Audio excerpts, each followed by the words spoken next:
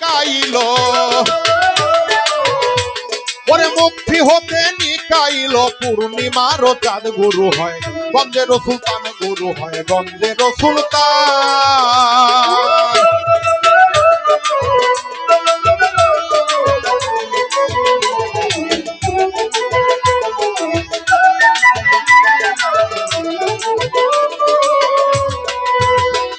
আমার আল্লাহ বলেছেন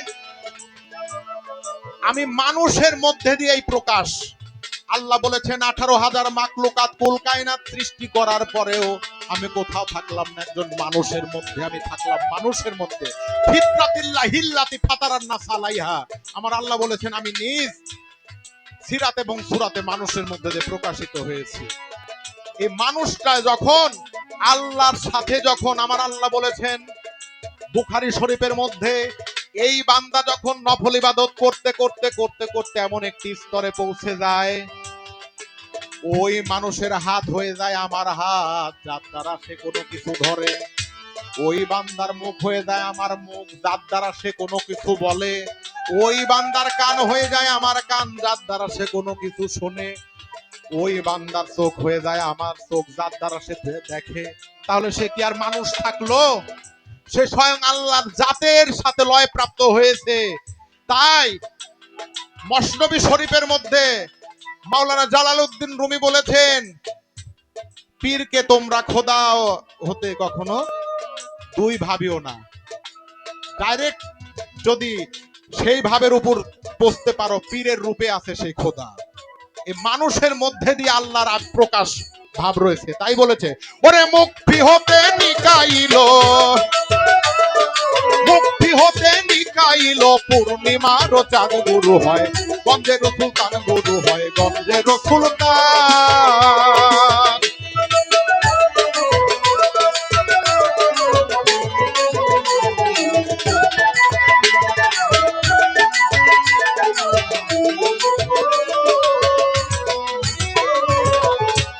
ওরে গুরুকে ইয়াদ করা,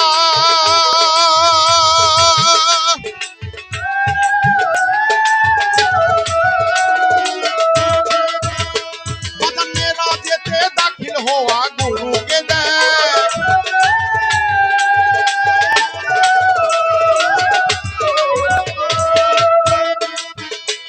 ওরে মেরাজেতে দাখিল হওয়া তওয়াব করিব তারে।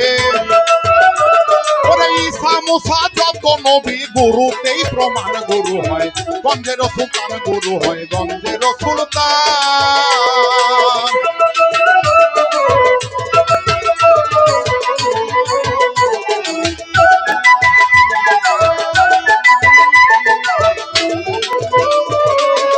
সাধক বলেছেন গুরুকে ইয়াদ করা মানে স্মরণ করা, মেরাজেতে দাখিল হওয়া। গুরুকে স্মরণ করা, মেরাজেতে দাখিল হওয়া। ঈসা মুসা যত নবী সব গুরুতেই প্রমাণ। কথা কি বোঝা যায়? গুরুকে ইয়াদ করা, মেরাজেতে, মেরাজ মানে কি? দেখা সাক্ষাৎ। কার সাথে দেখা করবেন আপনি? আল্লাহর সাথে, তাই না? আসসালাতুল মেরাজুল মুমিনিন বা মুমিনিনা। জানতে হয় নামাজের বেনা, বিশ্বাসীদের দেখাশোনা, লালন কয় এই ভুবনে। মেরাজ মানে দেখা সাক্ষাৎ। তাহলে দেখবেন না শুনবেন? দেখা হতে হবে। তাই বলছে আসসালাতুল মেরাজুল মুমিনিনা, আগে জানতে হয় সেই সালাতের বেনা, বিশ্বাসীদের দেখাশোনা, লালন কয় এই ভুবনে। তাহলে মেরাজে আল্লাহর সাথে দেখা সাক্ষাৎ হতে হবে। কয়জন মানুষের দেখা সাক্ষাৎ হয়? এটা আমার কথা না দলিলের কথা? দলিলের কথা। কোন বিষয়ে অভিযোগ থাকলে দলিলের বিষয়ে আপনি অভিযোগ দিবেন, আমার সাধারণের ব্যক্তিগত বিষয় আক্রমণ করবেন না। তাহলে আমার রাসূল পাক সাল্লাল্লাহু আলাইহি ওয়াসাল্লাম যখন সাহাবীদেরকে বললেন আল্লাহর তরফ থেকে আমার ডাক এসেছে, আমার মেরাজে যেতে হবে, আল্লাহর সাথে দিদার করতে হবে, তিনি মেরাজে গেলেন। মেরাজে যাওয়ার পরে যখন ফিরে আসলেন,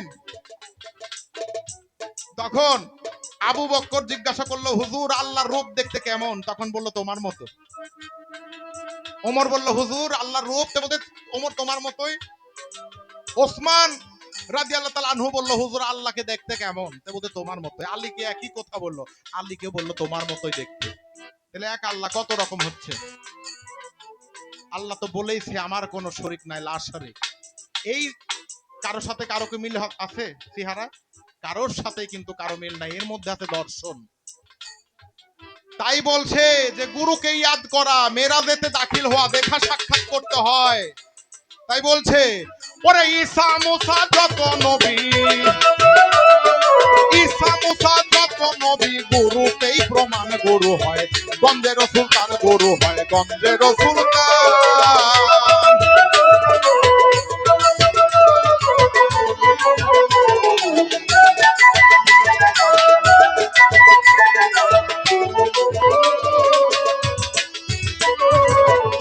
বর্তমান সময় কিন্তু অনেক মানুষই কিন্তু এই গুরু ধরা, বায়াত হওয়া, গুরুর প্রতি বিশ্বাস ভক্তি কিন্তু আমরা এটাকে ছোট করে দেখছি। কিন্তু এটা পবিত্র কোরআন কিন্তু স্বীকৃতি দিয়েছে। সূরা কাহাফের 65 নম্বর আয়াত খুলে দেখেন, আমার আল্লাহ বলেছেন আমি তাকে ইলমে লাদুনী দান করেছি। কাকে?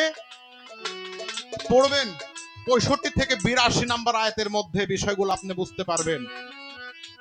আমি আল্লাহ বলেছেন মুসা নবীর সময় একটা ঘটনা। মুসা নবী বলল, আল্লাহ আমার চাইতে কি জ্ঞানী ব্যক্তিকে দুনিয়াতে কেউ আছে?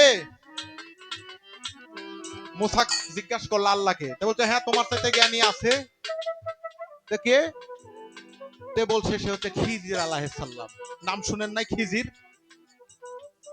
যাকে পানিতে থাকে আমরা বলি খিজির আলাইহিস সালাম, খোয়াস খিজির আমরা আঞ্চলিক ভাষায় বলে থাকি। তুমি তার কাছে যাও, যে ইলমে লাদুনী শিক্ষা করো। একজন নবী কিন্তু মুসা, নবী হওয়া সত্ত্বেও কিন্তু সে কোন জ্ঞান অর্জন করার জন্য গেল? সূরা লোকমানের মধ্যে আল্লাহ বলেছেন ওয়া আযবাগা আলাইকুম নিয়ামাহু জাহিরাতাল ওয়াল বাতিনাতান। দুই প্রকারের নিয়ামত দ্বারা আমি তোমাকে পরিপূর্ণ করেছি, একটা জাহিরি একটা বাতিনি। জাহিরি ইলম অর্জন করতে গেলে, প্রকাশিত জ্ঞান অর্জন করতে গেলে তুমি স্কুলে যাও, কলেজে যাও, ইউনিভার্সিটিতে যাও, মাদ্রাসাতে যাও, তুমি জাহেরি বিদ্যা অর্জন করতে পারবে। এগুলোতে যদি পড়াশোনা করো, যদি তুমি জেনারেল লাইনে পড়ো তাহলে ওসিডি, ডিসিএসপি, সচিব, উপসচিব, নানান পদে তুমি যেতে পারবে। আর যদি তুমি মাদ্রাসা লাইনে পড়াশোনা করো তাহলে তুমি হতে পারবে মুফতি, মুহাদ্দিস, মাওলানা। কিন্তু এমন কোন প্রতিষ্ঠানে পড়াশোনা করলে আল্লাহর ওলি হওয়া যায় বলেন তো?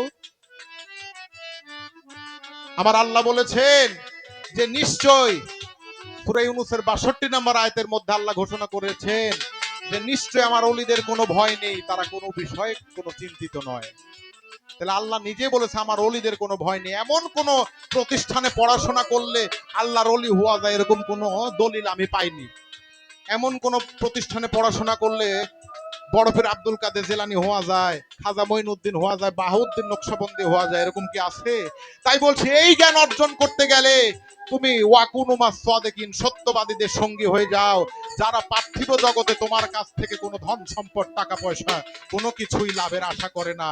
এরকম একজন গুরু, একজন মুমিন ব্যক্তির নিকট তুমি যাও, সেই বাতেনি ইলম, ইলমে লাদুনী তুমি অর্জন করো। তাই সেই জায়গায় মুসাও অধৈর্য হয়ে গেছিল। তাহলে আমাদের তো অধৈর্য হওয়া স্বাভাবিক। অনেক গুরু কিন্তু আছে সমাজে, যাদের আমরা নতুন নতুন বায়াত হই। বায়াত হওয়ার পরে গুরু যদি কোনো বলে ডাইনে যাও, আমরা যাই বামে। যদি বলি বামে যাও, যাই ডাইনে। গুরুকে আমরা নানান ক্ষেত্রে আমরা ভুল ভাবে উপস্থাপন করি। গুরুর আমরা দোষ ত্রুটি বের করার চেষ্টা করি সব সময়। আমি নিজেই, লালন সাহেব বলেছেন আমি সত্য না হলে গুরু সত্য হয় কোন ভাবে? আমি যতক্ষণ সত্য না হব ততক্ষণ পর্যন্ত গুরু সত্য হবে? আগে আমার সত্য হতে হবে। আগে নিজে ভালো তো জগৎ ভালো। আর আমি ভালো নাই, দুনিয়ার যার কাছে যাই ভালো হবে? আমার মধ্যে যে ভেজাল, আগে নিজে পরিশুদ্ধ হতে হবে, তারপরে মানুষের সমালোচনা আলোচনা করতে হবে। আমি নিজেই ঠিক নাই, মানুষের ভুল ধরে কিভাবে? তাই মুসা যখন খিজির আলাইহিস সালামের কাছে গেল, খিজির বলল যে তুমি আমার সাথে সঙ্গ দাও, তবে একটা কথা, আমি আমার সাথে যখন তুমি সঙ্গ দিবে, আমি যা কাজ করি আমার কোনো কাজে অভিযোগ দিতে পারবে না। বাবা যাই কিছু না করি কোনো অবজেকশন দিতে পারবে না। ঠিক আছে, মুসা তখন কি করলো, খিজিরের সাথে চলতে লাগলো। খিজির আলাইহিস সালাম হাঁটতে হাঁটতে হাঁটতে হাঁটতে একটা নদীর কিনারায় গেল। নদীর কিনারায় যাওয়ার পরে বললো আমরা এই নৌকা যোগে নদী পার হয়ে আমরা পাশের গ্রামে। মুক্তি হতে নিকাইল পূর্ণিমার চাঁদ গরু হয় গন্ধের সুলতান গরু হয় গন্ধের সুলতান।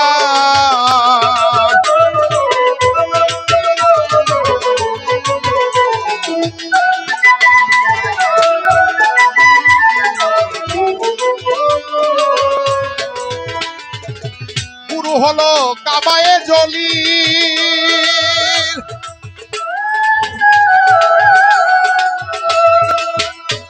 আমি হজেতে হইব দাখিল গুরু হলো।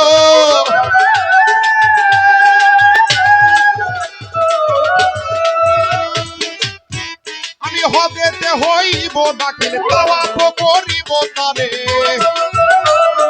তাওয়াফ করিব তারে জানিয়া সন্ধান গুরু হয় গন্ধের সুলতান গুরু হয় গন্ধের সুলতান।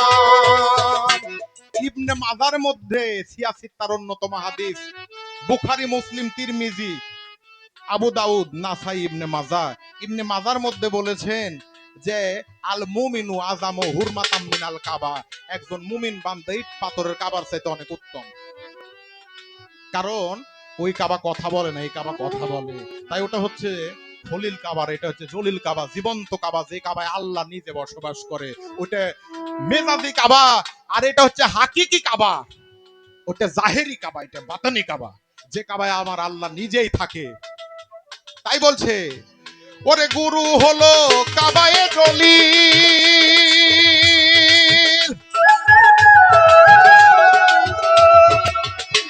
আমি হজেতে হইব দাখিল। হজ শব্দের অর্থ কি? যিনি হকের উপর প্রতিষ্ঠিত, সত্যের উপর প্রতিষ্ঠিত তিনি হাজিয়ে। আর কাবা ঘরের জিয়ারতকে শরীয়তের ভাষায় হজ বলা হয়। আর এটা হচ্ছে জিয়ারত যেটা করতে জীবন্ত কাবা। তাই বলছে জীবন্ত কাবাতে যারা তরিকত তাসাউফ পন্থী লোক, যারা যারা আল্লাহ ও আলা ব্যক্তি, তারা এই কাবাকে অনুসরণ করে, তারা এই কাবার মাধ্যমে স্রষ্টার দিদার লাভ করেছে। গুরু হলো কাবায়ে জলিল, আমি হজেতে হইব দাখিল গুরু হলো।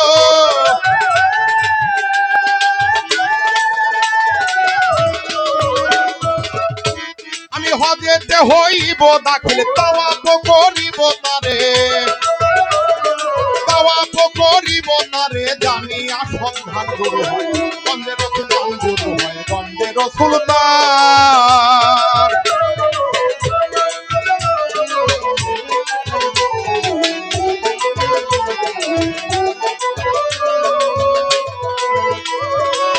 গুরু হলো নূর তাজুল্লাহ,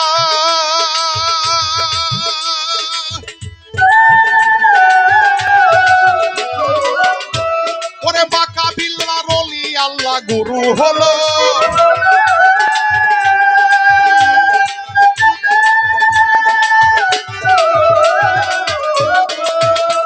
ওরে বাঁকা বিল্লার অলি আল্লাহ বহর তাই করে উসিলা,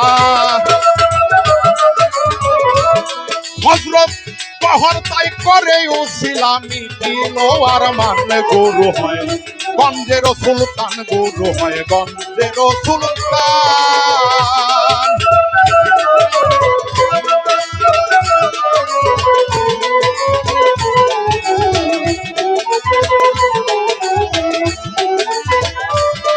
আরে মুখ ভি হতে বাজান নিকাইল, মুখ ভি হতে নিকাইল পূর্ণিমার চাঁদ গুরু হয় গঞ্জের সুলতান গুরু হয় গঞ্জের সুলতান গুরু হয় সেই গঞ্জের সুলতান।